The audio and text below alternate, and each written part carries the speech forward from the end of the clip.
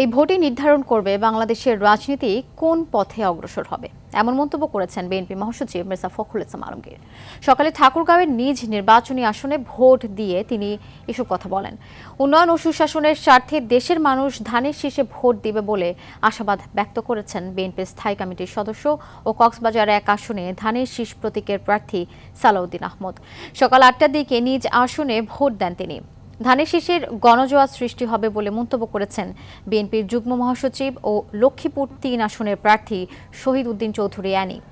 সকাল ৭:৩০টায় লক্ষ্মীপুর পৌরসভার লামচুরি সরকারি প্রাথমিক বিদ্যালয়ের ভোট কেন্দ্রে ভোট শেষে এসব কথা বলেন তিনি।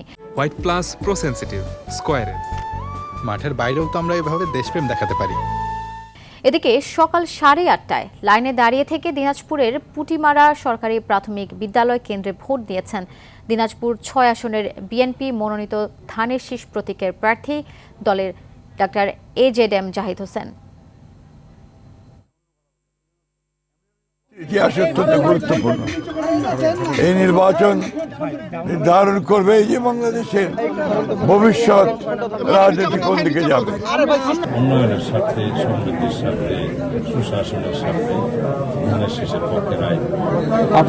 আমার বিশ্বাস এই সুন্দর পরিস্থিতি, পরিবেশ, শান্তিপূর্ণ একটা পরিস্থিতি, এটা বিরাজমান থাকবে, অব্যাহত থাকবে। আমি কোনো কমেন্ট করতে চাই না। আজকে ভোটের দিন, আমি জনগণের উপর আমার পূর্ণ আস্থা রয়েছে।